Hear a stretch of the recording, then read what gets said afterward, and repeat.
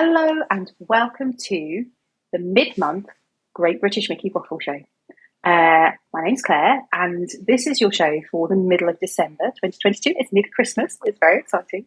So we're going to talk about something very un-Christmassy. But first of all, Ben, Becca, great to see you. Are you okay today? Yeah, Very well. Very good. Merry Christmas, everybody. I know. It's goodness. 10 days. It's really, 10 it's not days. long, is it? No. Which also you feeling means festive? Your tree up? Yep. yeah, everything apart from this room is decorated.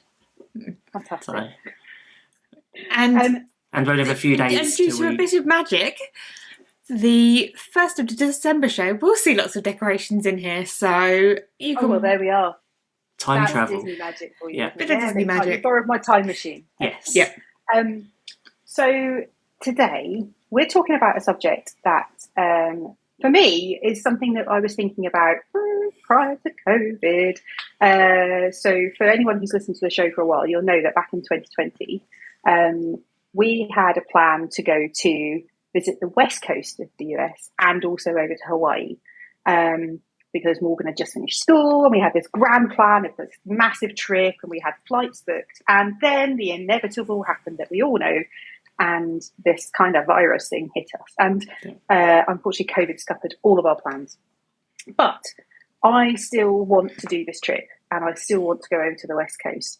And along the way, I've had some conversations with some people that I thought, you know what, let's have them here. Let's talk about it and see if we can spark any interest for other people.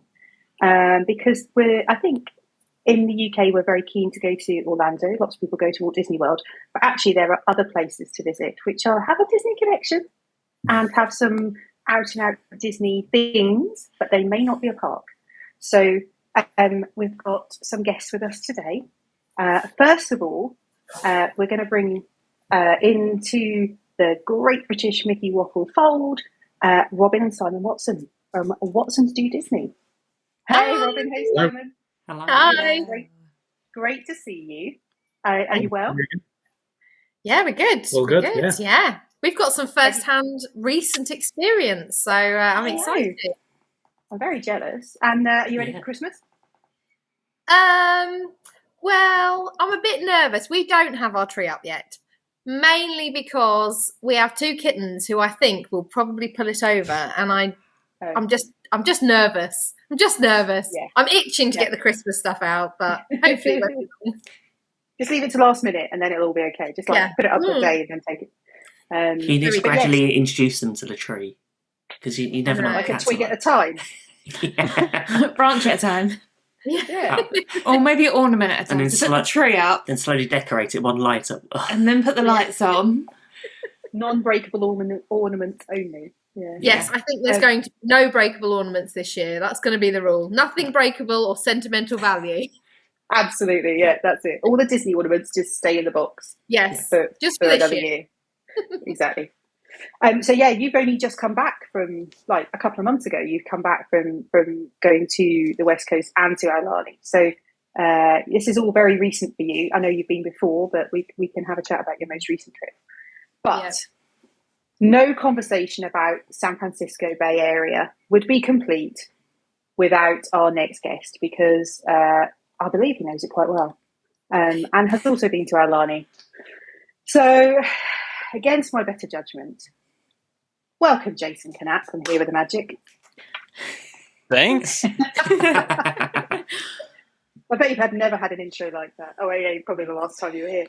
Every time I talk to you, it's great. Every time Claire's on the show with Jason. It's just Yeah, wonderful. right. Yeah. But it's Yeah. okay because we're talking about my favorite city in the world, and it'll just wash away all the grief that I'm getting here. It's fine. But let's face it, I mean, you lived in San Francisco? I did twice in my life. I've lived in San Francisco. Yeah. Well, the first time I lived in San Francisco, and the second time we lived just outside, about 30 minutes outside of San Francisco. But I just love going back there. I go back there pretty regularly, and I think it's a place that everyone should visit at some point. Yep. It's I our tried. favourite. Everyone should at least try to visit at some point. It's definitely on our list. San Francisco itself has been on my bucket list since I was about 10, so... Oh, really? okay. Yeah, it's one of those cities I've always just wanted to visit, and I've never quite managed it. Well, do you know what? I think our conversation today is probably just going to make you want to go a little bit more. Ben, I hope you've got your wallet ready. And I'm really looking forward to hearing about Simon and Robyn's adventure there, and I just because I always like to hear how other people do it, what they see and what they didn't see. Yeah. Well, I think that's a good place to start. So, Robyn and Simon, you went to San Francisco in September. September, right? yeah. It was our What third did you visit, do? actually. It's our favourite city as well. We love San Francisco so much. So I can definitely see why it's your favourite city, Jason, because, you know that old cliched song, I left my heart in San Francisco? That is what we say every time we leave. But strangely, what got me obsessed with San Francisco was actually James Bond when I was about 6. When I watched A View to a Kill when I was 6. You're going to have to explain that. Yeah, well, there's an entire storyline about Silicon Valley, and the end of the film is all based around an airship on the Golden Gate Bridge, and there's all bits of it all filmed around San Francisco.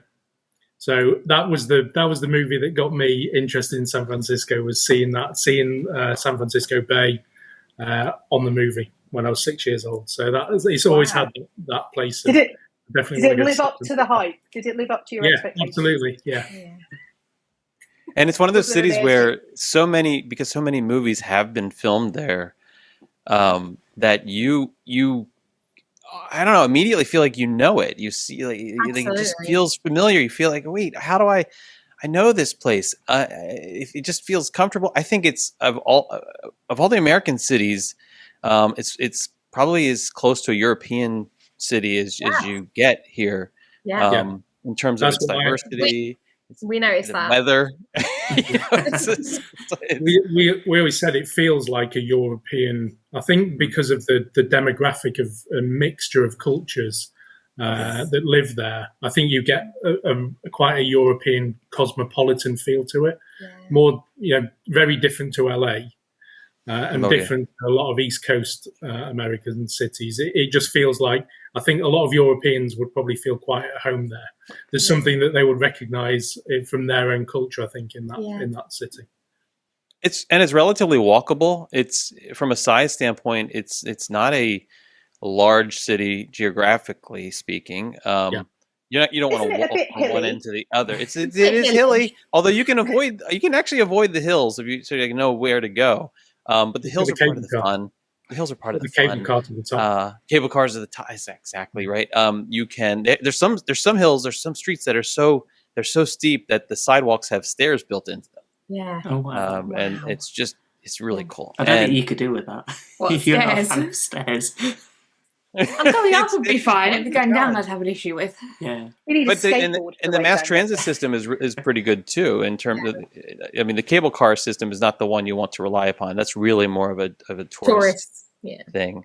Although it's fun to do, but the bus system is really good. The metro is really good. Even just using Uber, I use Uber a lot, and just to get around, so you don't have to worry about parking. And what we did see when we were there is they've started doing the completely autonomous vehicle, the taxis. So the car turns up with no driver, and you get in as a passenger. It's just a crazy driverless taxi. Did you do it? No, we didn't. But they only run at night. They only run at night because they're still in like this test mode. Yeah. So they're quite limited. And they only run at night. Is safer. There's less people to run over on the roads. Yeah, I think that's the point. There's less vehicles and less people to run over at night. But also, if everything's lit up at night, they've probably got better vision, lights and stuff. But no, we didn't use them because we like to buck the trend, and every time we've stayed in San Francisco, we've hired a car. Now, like Jason says, you absolutely do not need to hire a car. But we enjoy hiring a car. There's like a scenic drive, is it 49-mile drive? Yeah. That you can do that takes you around all the things to see. You can drive yourself over Golden Gate Bridge, go to Sacramento, Muir Woods. So Sacramento?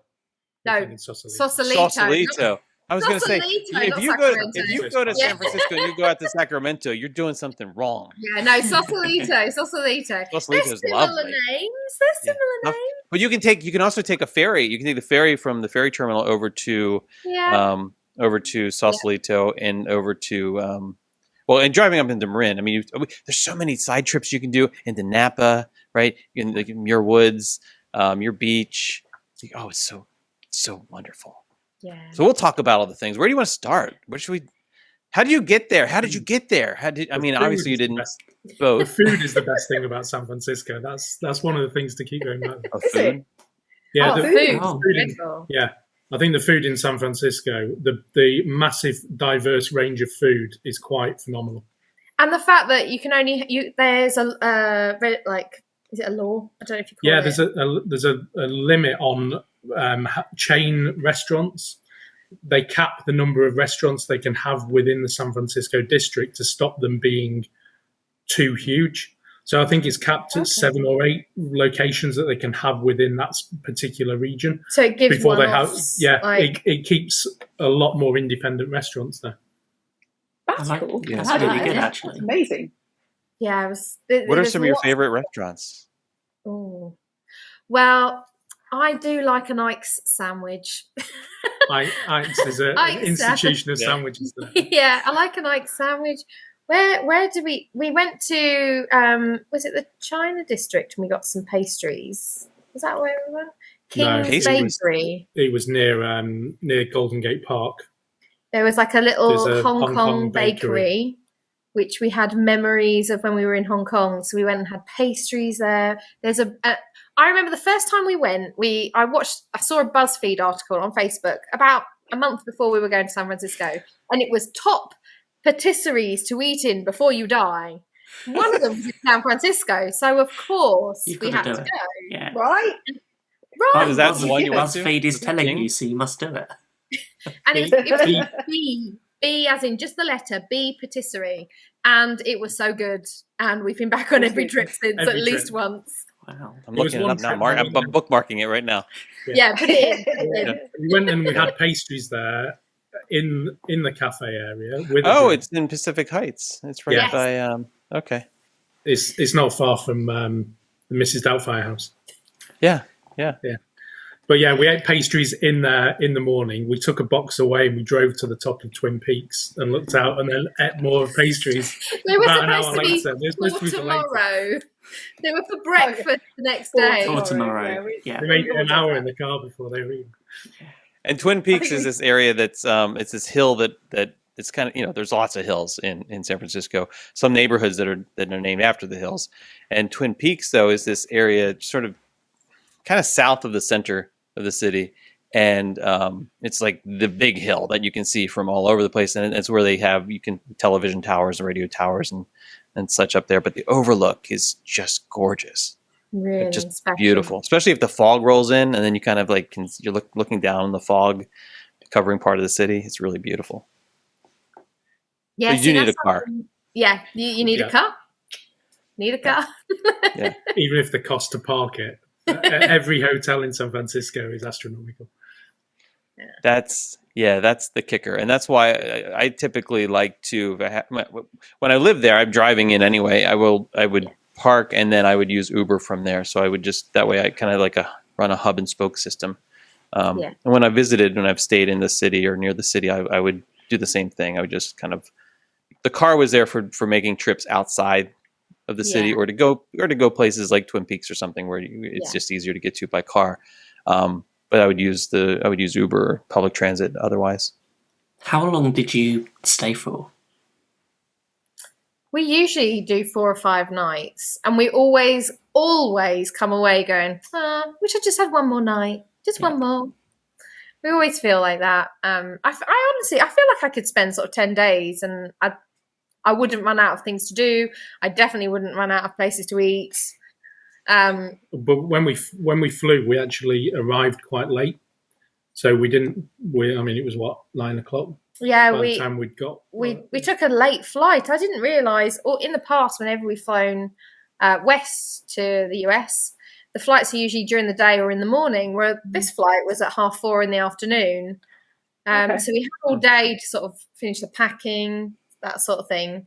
But it meant that we could sleep a bit on the plane. And then when we got there, we didn't have to try and fight to stay awake. You know, like when you're absolutely hanging and you're like, please stay awake. We didn't have to do that because it was practically bedtime. So it worked out quite well. I would probably do that again. But just with an extra day. Yeah. But just with an extra day. Yeah. Or It sort two. of sets you up for the next day because you're not worried too much about the jet lag. Exactly. And where do you stay when you go to the city? Yeah, Where do you stay? So we've stayed in different places when we've been there. So the first time we stayed in an Airbnb that was on the Upper Richmond side, which is I love the Richmond western side. The last time we went was we stayed on Lombard in one of the motor lodges. In a motor lodge. Oh, how was that? Wasn't for me. Yeah. I would have waved you off. It does get really high ratings on TripAdvisor. Well, you're in the middle of a lot of cool stuff because you can walk into the Marina District from there. You can walk to Cow Hollow from there. You can, depending on where you are, you can walk to Mel's Diner. We were right near Mel's Diner, so yeah, right? It has its plus sides because you can park for free, and some of the hotels charge like up to like $85 a night parking. So wow, it was good that we could park for free, but we had to sign something to say that we couldn't go after the hotel if anything was stolen from our room at any point, and like even if it was in the safe. So we had no housekeeping the entire stay. Do not disturb on the door. Yeah. Do not steal. Yeah. But this trip we decided that we were going to stay actually at Fisherman's Wharf, so we stayed in the Argonaut at Fisherman's Wharf. Oh, how was that? It's really nice. Yeah, it's really nice. It's a great area to be in. It's touristy. If you ask my favourite out of all three, I preferred being in the Upper Richmond area, a little bit out of town, a bit more with our somewhere to park. We had like an Airbnb. It was like very near the sea. It was like a block over from the sea. It was really nice. But I really like the Argonaut as well. Yeah, it was nice. And if you didn't have a car, it's a perfect place to stay because you're right where everything is, and you can get the public transport and get the cable car. Cable car right next to the hotel. Did you go to ScoMa's while you were there? No, didn't actually. No, not this trip. I think we went a few trips ago. The reason I like ScoMa's is because down at Fisherman's Wharf. There's this road called the Embarcadero that runs basically along the waterfront, San Francisco, it just wraps around the entire city until you get to the point where the bridge is. Essentially, Bay Bridge. And so it's all and you'll hear the different piers. Like this is Pier 1 through I don't know what it goes up to. It's really high. Anyway, Fisherman's Wharf is right by Pier 39, which is like the heart of the tourist district. I mean, and it is like high tourist pier, like placement there. So it's like one of those things you want to see it once at least and experience it. But once you've done it, you're like, I don't really need to do that again. But what I like about where you were by the Argonaut, and it's that it has that old school pier feel to it. And if you've been to Disney California Adventure and you experience that area where they're kind of trying to recreate a little bit of the feel of San Francisco, it has that feel. So as you walk out into the pier where ScoMa's is, there's a restaurant out there, but there are working fishermen and boats and coming in and out. And it just feels like you're stepping a little bit, you're stepping back like 50 years or so or more in time compared to the other piers that you can visit. So I like that area. Yeah, we liked it too, though it was touristy. Even up to where we were was quite touristy. But if you are staying there without a car, it's perfect. It's the perfect place. Our friends were staying there at the same time as us. They didn't have a car, and they've got on great. So there's two courtyards near there as well for people who have courtyards by Marriott. Actually, there's one courtyard by Marriott, and there's another just Marriott within walking distance there as well in that area. I'll tell you where I stayed about a year and a half ago when I went out. It was not cheap, it was not cheap, but I stayed at the lodge at the Presidio. There's a bed and breakfast at the Presidio, and then there's a lodge at the Presidio. Really nice. Was amazing. It was incredible. That's where we had booked. Oh, We had that booked for our trip. I still get emails from them. They taunt me. It's such a cool place. It's in the Presidio is the old army base that was turned over to the National Park Service in the 90s, and it's run now by this organization called the Presidio Trust. But it's still federal property. It's still owned by the U.S. government. So everything there is like a lease situation. Presidio is also the home of Lucasfilm. It's the home of the Walt Disney Family Museum. Yeah, the Yoda Fountain. Yeah, the Yoda Fountain's there on the Lucasfilm campus. The lodge is literally right next door to the Disney Family Museum, so you can like walk out the door and just boop, boop, boop, right over there. I love staying there though because it was when I lived in San Francisco. I actually lived in the Presidio in some of the housing up near Baker Beach, and I liked it because it was like living in a park. You didn't feel like you were in the city, but you could be in the city. Like we were I could walk into the Richmond district from where we lived. And it was just kind of a nice balance to be able to escape the city, but then also just be in the city whenever you wanted to be. And as a tourist, I think it's a really cool kind of base of operations because you can drive from there. There's a lot of hikes that you can do around the Presidio. You can walk to the Golden Gate Bridge and across if you want. You can walk into the Marina District, down to the Palace of Fine Arts, which is that beautiful building that was created for the oh my gosh, what was the exposition? That was the Trans-Pacific Exposition of I don't know. The buildings were like damaged during the earthquake. It tells you how old they are. Like the Great Earthquake, and it's just such a beautiful area to be in, and you can get an Uber from there and just go wherever you want, but it's not cheap either. That's the thing. No, it's not cheap. It has a nice vibe. When we obviously every trip we've been to the Walt Disney Family Museum, and when we were here the last trip, it was on a Sunday. And they had loads of food trucks out on the big green that's in front of the lodge and the museum. They had people just playing. They had people walking their dogs. It had a real community feel. It's a really nice part of the city. Really nice part. See, that's one of the things that's drawing us to San Francisco. There's a bowling alley too you can go to. Really? Oh yeah. So again, it's like right within walking distance of the Family Museum, the Disney Family Museum. You can bowl while you're there. Is that one of the things drawing you to it, the bowling alley? Not really, no. Bowling or Frank Green? No. So, the best thing about in the Presidio area is, of course, the Walt Disney Family Museum, which is just amazing. It's for any Disney enthusiast, it is so, it's so informative, and it feeds into my inner geek who just loves the history of something or why something is the way it is. There's the earliest known drawings of Mickey Mouse they have on display. Oh my God, I love that. The multiplane camera of giant, like the actual multiplane camera is there. It's 2 stories.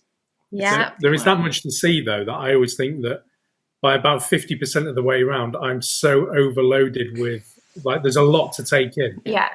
You almost have to pace yourself, don't you? You almost think that you could do a couple of hours and then go back for another couple of hours and another day just to let your mind settle, because there's a hell of a lot of information there. And if you're trying to take it in because you've only got that like one trip that you're making there, there's a lot to absorb in there. And now they added, and they have that additional building now that they've added to where they'll have rotating exhibits through. They had one last time I was there. They had one that was all about the Imagineers, like the original, like the 9 Old Men. Oh, how amazing! Wow. Foundation of all of that. Yeah, it was just so cool. Yeah, it was the Jungle Book while we were there. Oh, I missed that one. We didn't get the because it's a separate ticket, and we didn't they've added it as a separate ticket now. It's like a separate ticket. Yeah, you have to. The first time we did go to that exhibition, I can't remember what it was on though. So it sounds He was on Sleeping Beauty. Yeah, it was Sleeping Beauty. The original artwork of Sleeping Beauty. That was it. The inspirations for where a lot of the original Gothic kind of imagery came from. But yeah, this time we only had 4 nights in San Francisco. We had to pack it in. Oh, yeah, it's not enough time. You need more time. Exactly. So I'm thinking a week. I'm thinking a week when we finally get around to going. Week there. You won't run out of time. You won't run out of things to do because there's just within the city itself. You could spend. I mean, if you go to like Japantown, Pacific Heights, Union Street area, you could spend a full day doing that. Going to Chinatown into North Beach, another full day. If you go into Presidio itself, especially with the Disney Family Museum, that's easily a full day in and of itself. Marina District. Golden Gate Park. You can't even see Golden Gate Park, like the whole thing. You can't do all the things even in a week. And just within Golden Gate Park, the Japanese gardens, the tea garden that's there. Yeah, we love the tea garden. The science museum. So many things. What was the other flower exhibition we went to? The greenhouse. The greenhouse. So we. The Arboretum. Yes, the Arboretum. Yeah. There's a replica of Kew Gardens. Is made from the same mouldings as Kew Gardens' main conservatory building is. Yeah. So it almost feels like on the Kew Gardens. I mean, we even hired a pedalo, didn't we? We went out on the lake, hired a pedalo around the lake. There's so much to do just in Golden Gate Park. Then if you like to hike or take walks, there's Land's End Trail, which is kind of just off.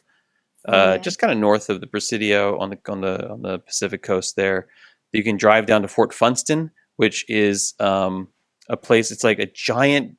I like to say it's like dog heaven. Like if dogs have their own heaven, this is it. Because and sometimes it looks the part because the fog's rolling in, and people are there with their dogs. It's like an off leash area too. So these dogs will be like just kind of running through the clouds of the fog because it's on this cliff, and also hang gliders will launch. There's hang glide. No, hopefully they don't. But hang gliders also launch off the cliff from there, so you can go and watch hang gliding. Like just insane. It's great. I'm not doing that. Oh, great images of dogs hang gliding.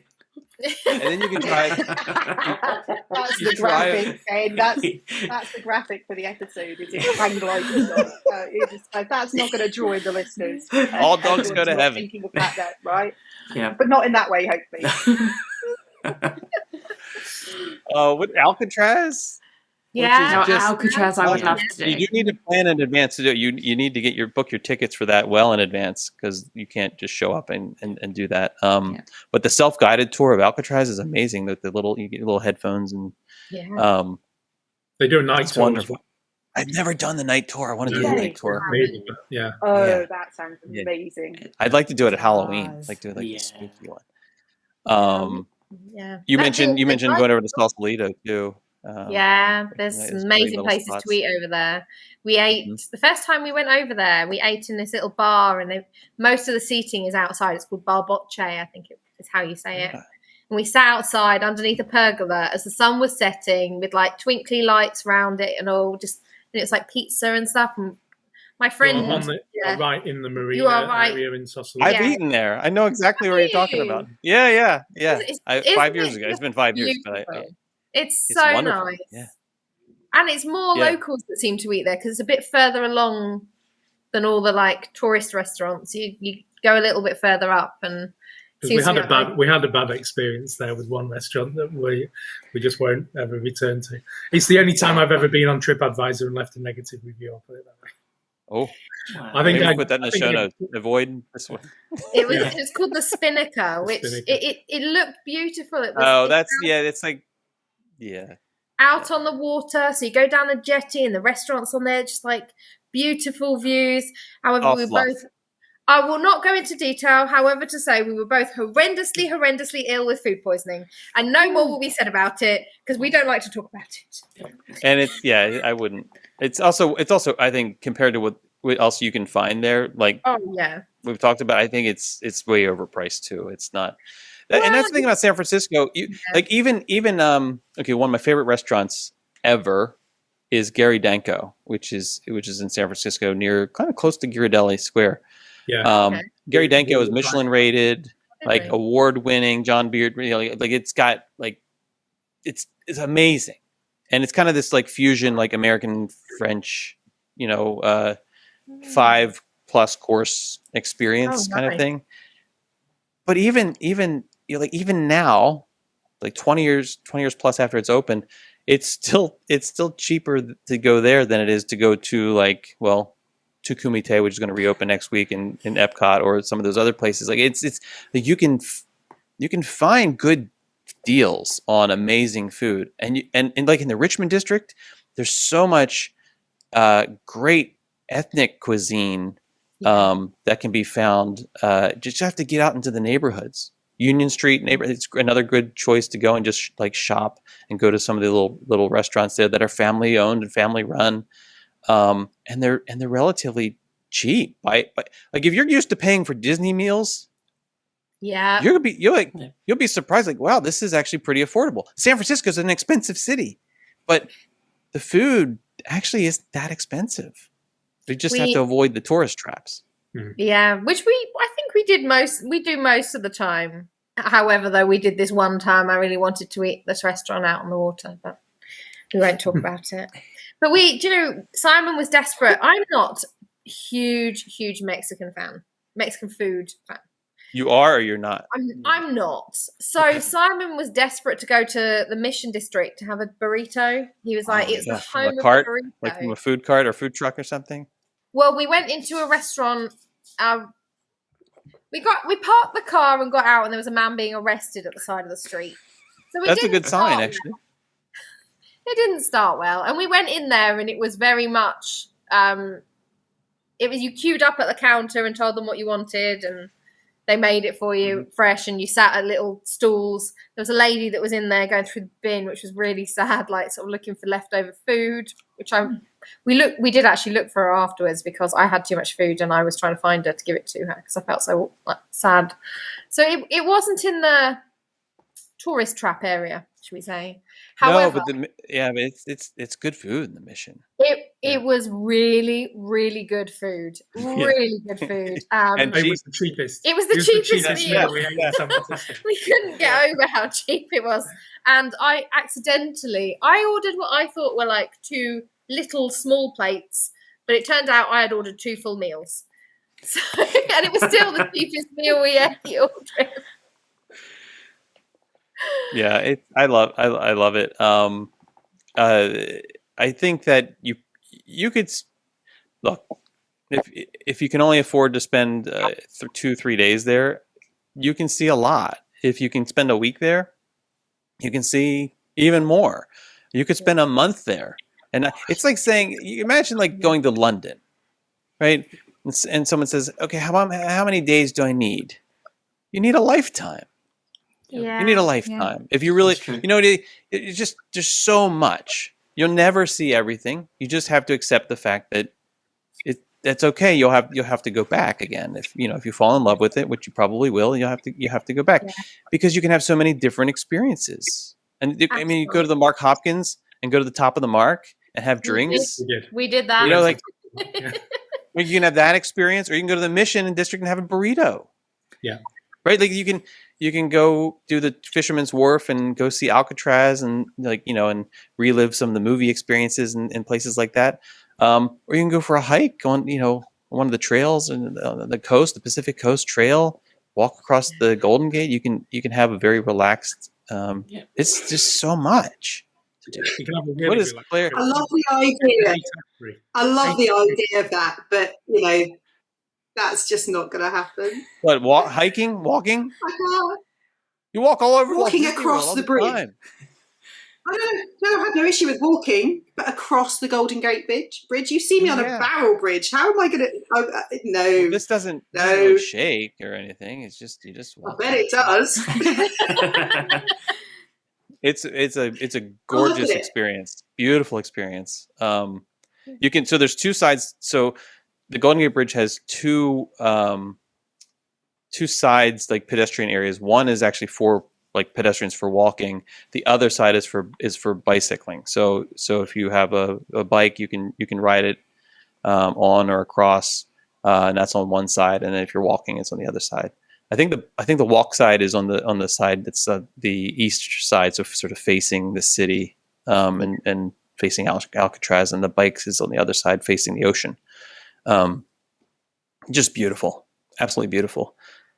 You can hire bikes as well. Lots of friends of ours have gone, and you can hire bikes down in the Fisherman's Wharf area, bike over the bridge, have some time in Sausalito, and then get on the ferry with your bike on the way back. Go back. Yeah, that's brilliant. Great idea. He looked at that, and him and it was his girlfriend at the time. They're now married, but they hired the bikes, and they said the journey back is an absolute free fall on the ferry. There's like a compartment where all of the bikes go, just get thrown in. The bikes just get thrown into this big room, and then at the other end, you just take a bike and you any go bike, just where any bike is. Any bike.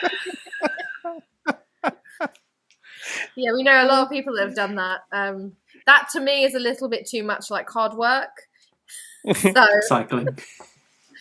yeah, we like doing all the stops in the car though, so stopping at all the lookouts. Yeah, we do really enjoy that. And on the way down to Sausalito as well, there's a view from the other side when you drop down before you get to Sausalito that you can look up at the Golden Gate Bridge, and there's never anybody there.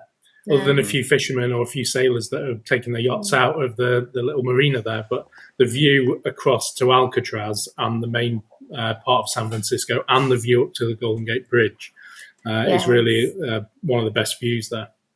Yeah. And what about the other people are always at the viewing points either side of the bridge on the roadway. So you're always fighting for a position to see it there, whereas get down to the ocean front and the bay side, and it makes the prettiest pictures too. Makes the nicest. Have you gone up to Muir Woods? We have. Yeah. We did. Was that the first trip that we went there? That was the second trip we went to Muir Woods, just and then we incredible. popped out on the west coast side, on the Pacific coast side, and then we drove along that coast and then back through the woods again. And Muir Woods doesn't is sound like a week would be long enough. No, I think you need a month for this. So much to do. 3 times, and it's not. We always come away and think, oh, we'll do that bit. Yeah, we'll go again. We'll go again, and we'll do that bit. The cable car museum we go to, and that was shut this time. They were shut for a funeral. They had a little sign like it was a funeral today, so we closed. It was like, So if you were going to make a recommendation of your top 3 things to do while you were there, not including food or the Walt Disney Family Museum, because well, that's number 1. Right, that's number 1 generally. So let's go for let's go for 2 to 4. What would you recommend that Ben and Becca or I did if we were going to San Francisco? And you can, Robyn and Simon, you can have 3, and then Jason, you can have 3 as well. Oh, I've got a share. It might be the same. No, you can have 3 each. No, you can have 3 each. Golden Gate Park, I think, would probably be. But what in there, Golden Gate Park, or just spending time in just the whole thing. The whole thing. There's bits you can just walk around. The Golden Simon Gate says, "Just go to San Francisco." There you are. That's number 1. Just go there. You can rent a bike. You can also You can hire a bike and bike around Golden Gate Park too. Yeah. You just have to be careful. So if you do drive around, this is kind of just a word of caution. Vehicle break-ins are like very common right now. It historically is not a common thing, but over the past 5 years or so, it's become much more common, especially in and around Golden Gate Park. It's not like your car will get randomly broken into, but if you have anything sitting out of value, like even something that looks like it could have like a bag or something, you almost certainly your window will get smashed and you have a bad day. So just be careful about that if you're driving to the park. Otherwise, you're fine. It's everything's completely safe. It's not like there's a violent crime issue to worry about. We saw quite a few cars, unfortunately, with their windows broken in. The advice is that I read is just leave your car unlocked, even, because then they can ransack it and see if there's nothing in it and you don't have the window smashed. So some people leave their cars unlocked just so it's easier. Then they don't have to go through the hassle of trying to break into the car, smashing a window. Yeah. You don't have the mess. You don't have the glass everywhere. Yeah, that's crazy. What else would you? I really enjoyed Top of the Mark. That's what I was just going to say. It's like with one mind. Top of the Mark. It was really nice. We just went up to it's in the hotel. You go up to the top floor, you just have a cocktail with a beautiful view. Absolutely, I really enjoyed that. They do this thing at the top of the Mark for serving armed forces members. That previous armed forces members take bottles from kind of a link to their particular division, and they leave a bottle at the top of the Mark bar. And if you're a serving member, you can go and find the bottle from either the army or the navy, whichever you're from, and they will serve you a free drink if you are a serving member of the forces. The bar. That's very cool. That's very cool. Bottles in the glass cabinet just in the entranceway, and there was 2 guys that were serving officers, and they were just looking through all the little story tags that were on the bottles from previous visitors that had left them there. And they were picking the ones from their particular division that they were going to go and have a drink of. I love that. That was really That's really cool. I think you had me at sitting down with a cocktail. There we go. Yeah. So this trip was actually the first time we went on a cable car, which shocking, I know, given that we've been twice before. But because we always had a car, it was a bit like, well, what's the point in going on a cable car? We can drive everywhere. There is no point to get. The point is not to get from A to B. It's to enjoy the experience. And I loved standing on the edge of the cable car, freezing my bum off because it was absolutely bitter. Yeah, you don't sit. You want to hang off of it. You want to be. Oh yes, you want to hang off. We sat Simon's parents down, and then we stood in front of them hanging off. We didn't think it was wise. And you pass another cable car very close, and the guy just goes, "Breathe in, you have to lean in." Amazing. I really enjoyed that. I enjoyed it much more than I ever thought I would because I was a bit like, I've been on cable cars before. So we actually went on all 3 of the routes. Yeah, we did. Oh, that's cool. Yeah. So we went for breakfast on one morning at the Hollywood Cafe? Yeah. Which is kind of middle of the kind of Pier 39 area. It's just 1 block over.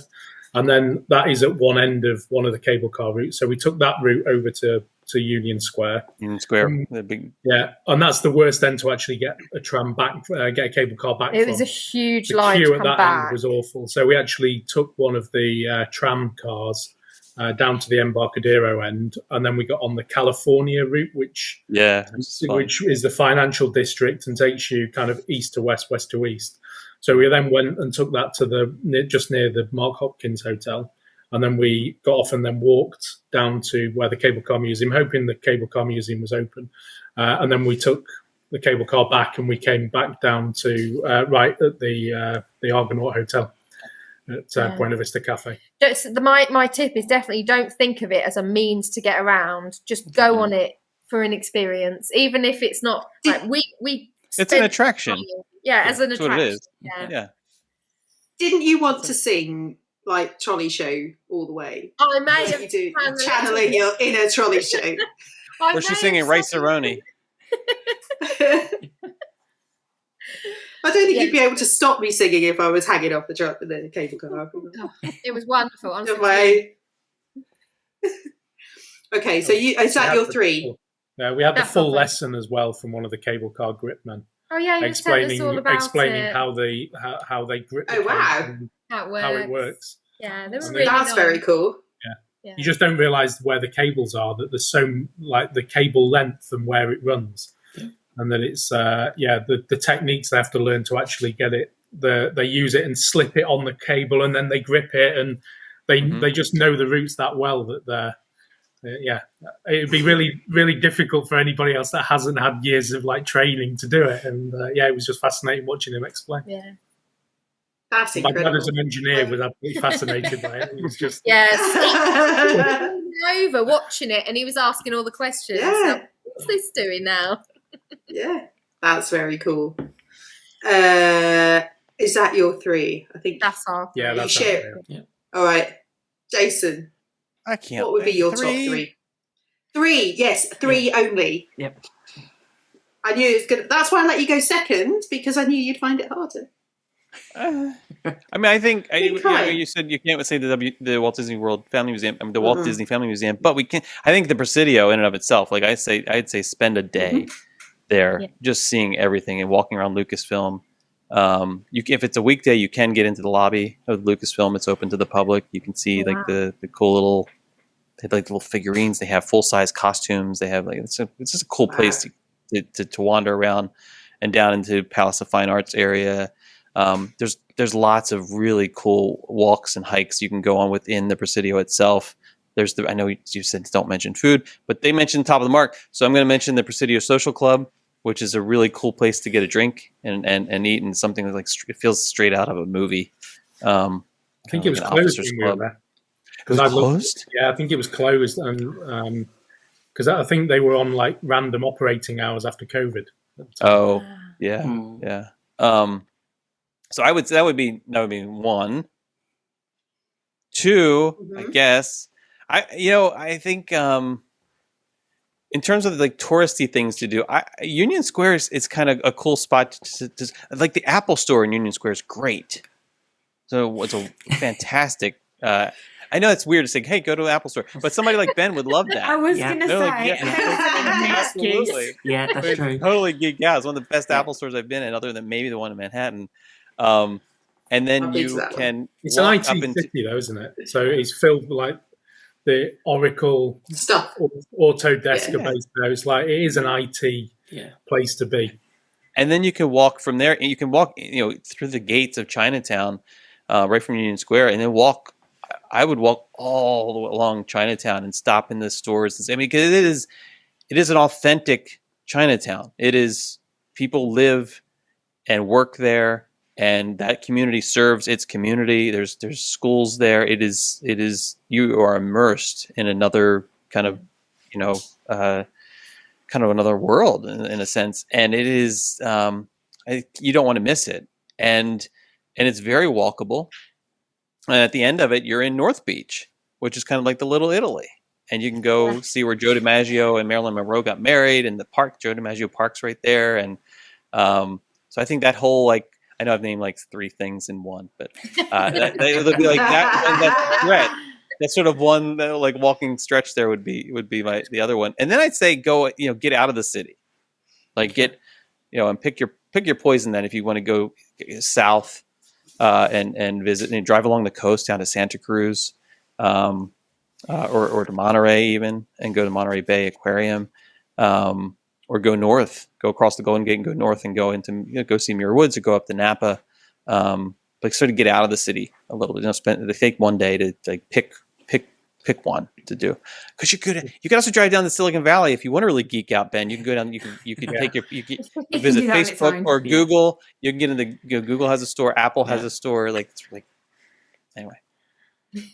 Knock on the door. Ask for just stabbing those on slip. Yeah. No. Yeah.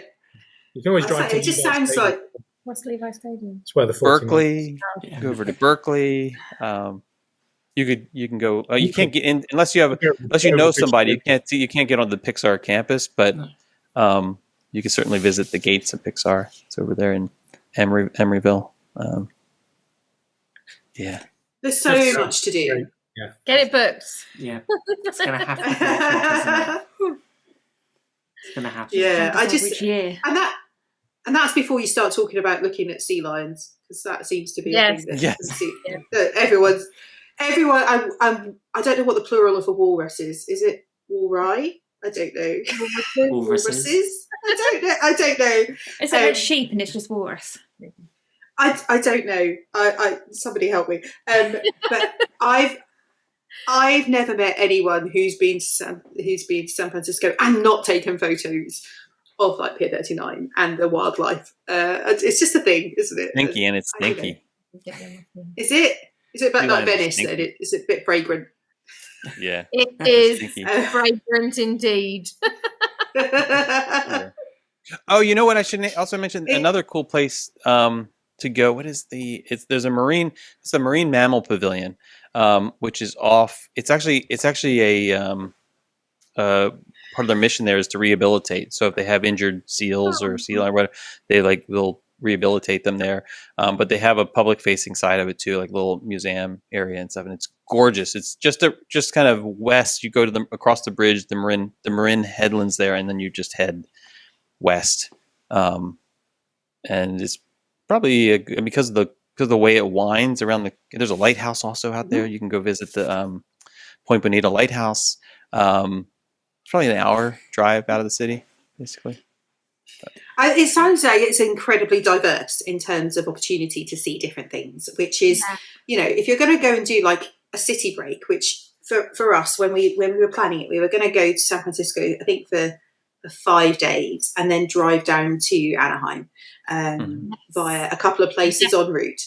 That was our plan. Not to go down the Pacific Coast Highway. We were going to go inland. We were going to go to Pato Robles and have some wine. We found the perfect place to stay. That still emails me, that taunts me again. But, we were sort of going on 5-6 days. How much time do you need? And every time I looked about how much time do I need, what are we going to do, there was more things adding to the list. And then I talked to Jason. He said, but you can't miss that. And you've got to go here. And you've got to, I don't have 2 weeks to spend in San Francisco. I think we need a month. Almost feels like so. I think, but for me, it sounds like somewhere you go and then you want to go back immediately and you want to go back again.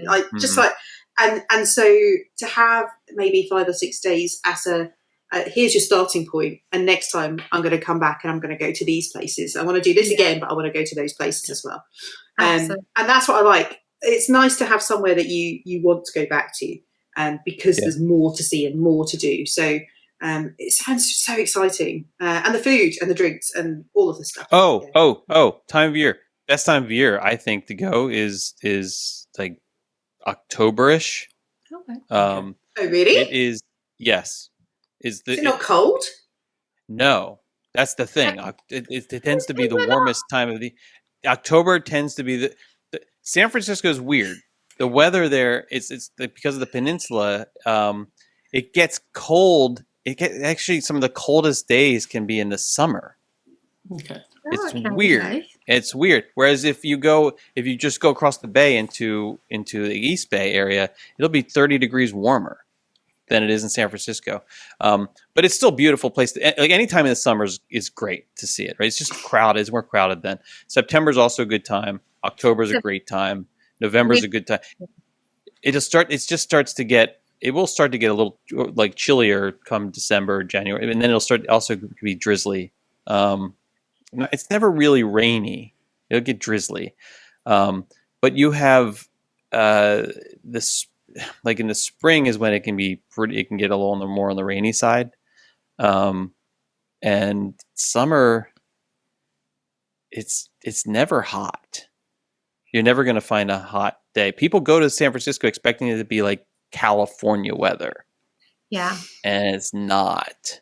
That's why they sell a lot of jackets and sweatshirts and hoodies. It's layers. Layers is what I always say to people. So what do I need? Layers, because it gets warmer and colder throughout the day and throughout the trip. Like there was a day that we were freezing. There was another day where I was baking hot. It is very changeable. I know if you're going to see the Golden Gate Bridge as well, always try. Always try and plan it so that the sun has got rid of the cloud. Yeah. Or go at night like I do. Yeah. Like it's just cold and breezy. It's going to be windy. Real windy. Yeah. Okay. Yeah. Yeah, that's not helping me want to do it. Any of that. It's beautiful. It's so beautiful though. It's gorgeous. I'm sure it is. Seeing the city at night.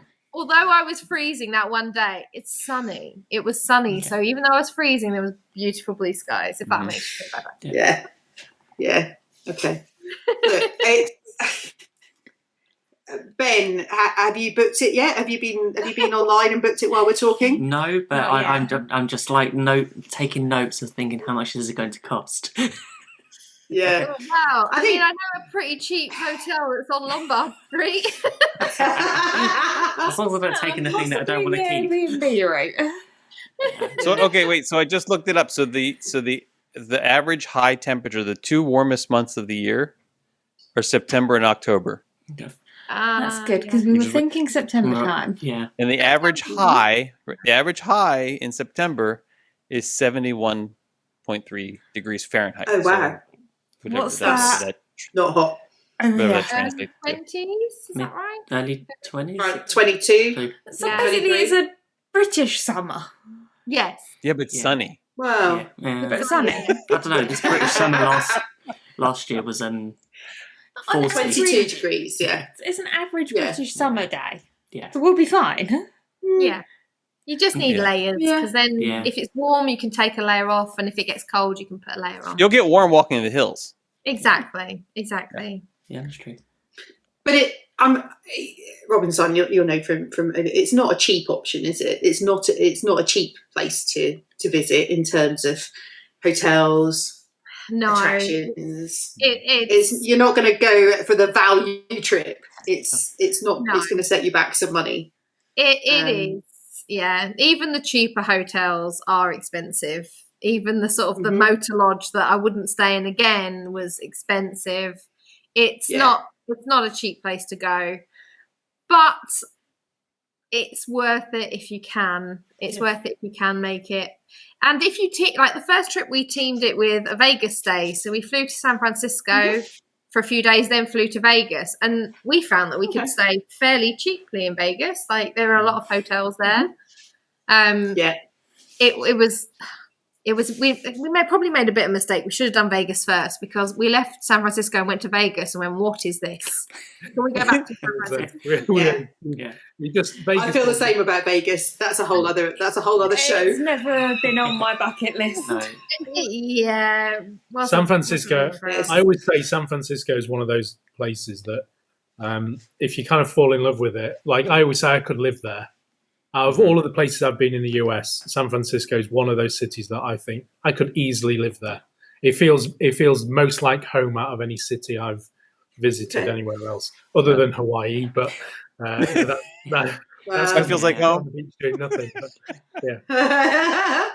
And in terms of acceptability, diversity, equality, San Francisco leads the way, doesn't it? It really does. It really does. It's a place that's welcoming for everyone. yeah, So- there's a district called Haight-Ashbury that was where the hippie movement started. Yes. And that's just such a weird, diverse mix of culture. Sounds amazing. Culture.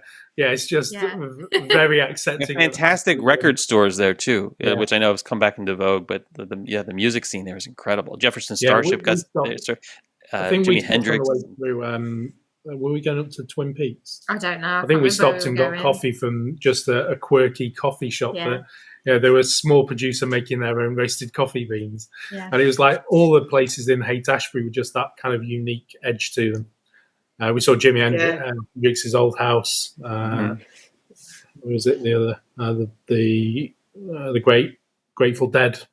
Yep. They did the house there. So it's just it's got hippie movement stamped all over it when you're there. The houses are all painted Amazing. in colours. Yeah, it's a lot of rainbow, and I love that about it. I love the acceptability. Mm-hmm. Absolutely. I think that's important to highlight because it's somewhere for everyone, which I think is amazing. I always like to say that San Francisco and New York are similar in the sense that like there's so much diversity, and you can kind of be like whoever you want to be, right? Yeah. But in San Francisco, like in New York, it's because no one really sees you, no one cares about you. Like it's just another person, right? San Francisco, it's just everything's accepted. Everything's just accepted. It doesn't matter like who you are, who you want to be, that's okay. And celebrated. Yeah. Not just celebrated as well. There's a lot of drag culture there as well, which warms my heart because I love a bit of drag. So I really enjoyed that. It sounds like a really fascinating place to visit if you've not been, and is firmly on my list, definitely. Rebecca, it's on your list now. It's on my list. It's been on our list for a while, but it's just I don't know. Obviously, COVID and everything, and just readjusted some of our plans. But you never know. Just got to book it. Just got to book and go and do it. Just get it booked. Just get it booked. Yeah, that's it. Yeah. Gotta get next year after. Yeah. Who knows? Let's just go. I think we're only it's a research trip at the minute. Yeah, research trip. There you go. Okay, it's a research trip. So to bring it also more into Disney, should we pair it with going to Disneyland as well? Obviously, yeah. Can't go all of that way. It's a long way to go and not go to Disneyland. Absolutely, right on the doorstep. Exactly, they're practically like down the road from each other. They're totally not down the road. It's a long road. Yeah, it's a long road, but yeah, it's you know. We did it. We did do the road once, and we drove down the Pacific Coast Highway. We stopped at a few places. Like in Monterey, they've got an amazing aquarium, like you said. And not many people know that the aquarium in Finding Dory was based on the Monterey Aquarium. Yes. So that was really cool to go and see it. So, but it's Monterey Bay in itself is like a significant place. There's some great hotels and restaurants, aren't there, in Monterey? And Cannery Row in there, and I did some research around that. How long does it take to drive from San Francisco to Anaheim? Depends how long you want to take. Yeah, it really does. It can be as short as 6 hours, and as long as 3 days, 4 days, depending on. Yeah, we did the 3 day. We did the 3 day. We stopped twice. We stopped in 2 places so we could see as much as possible. There's so many places. Like one of the reasons we wouldn't necessarily think to see the seals in San Francisco is because there's so many beaches on the drive down where they're just absolutely like awash with them, just all sunbathing, and it's wonderful. So there's lots to see on that drive if you can team it in a trip. Yeah. Aside from just the scenery, you don't. If you see California as being metropolis like Los Angeles, everybody associates California as LA. Yeah. And I think unless you drive the PCH or you see kind of the greenery between the big cities, you don't appreciate just how beautiful California looks. Yeah. And it's places along the PCH that almost spoilt us when we went to Hawaii. We were like, oh. The road to Hana on Maui was like, that's great, but is it as good as the Pacific Coast Highway? Well, it's really spectacular scenery, and the drive along the PCH is really worth the time and the stop along there to see it and take it in. So we did we did Monterey. We stopped in Monterey and Cambria. Sounds like we need another show. Yeah, I think do a so. Whole other to the PCH to Disneyland, right? Weirdly, when we were looking at it, we decided we were going to drive to Monterey and then cut inland through Paso Robles because of the wine and the stuff. And there's a whole load of stuff to talk about. We haven't even mentioned Solvang, but there's all sorts. This is like a whole West Coast series coming up. I think. I think it is. You don't want to put in at Monterey either. You want to carry on through the Big Sur. You at least want to do that bit. And Carmel after that.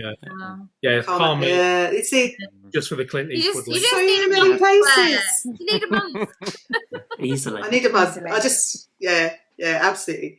Do you know what? I have enjoyed this discussion so much, and it has absolutely reignited my passion to go to San Francisco, and I just need to get it booked again and work out when and how. And for how long, because clearly however long I had planned was not going to be sufficient. So, clearly, what you'd planned, just double it. That seems to be what... Right. Yeah. It sounds like the most incredible place. And I've never met anyone, and I've got friends who've been there several times. I've never met anyone who's been to San Francisco and said they didn't enjoy themselves. So, I think it is just one of those places that kind of, bucket list have to go, maybe. Yep. So thank you, Robyn and Simon. Thank you, Jason, for talking about San Francisco. I know we're going to see you back. We're going to see you back because we've got more to talk about. But for this month... You are listening to the Great British Mickey Waffle podcast. If you want to find out more about us, please check out our website, www.gbmickeywaffle.com, or come and join us on our Facebook group, The Waffler's Arms, where you will always receive a very warm welcome and meet with other like-minded Disney fans. If you've missed any of our shows, you can download them from your podcast place of choice, or you can watch them all on our YouTube channel, along with our live Wafflers Wednesday shows too. Join us live on YouTube or Facebook every Wednesday for more waffling. And there's one thing left to say. So thank you, everyone, and waffle on. Waffle on.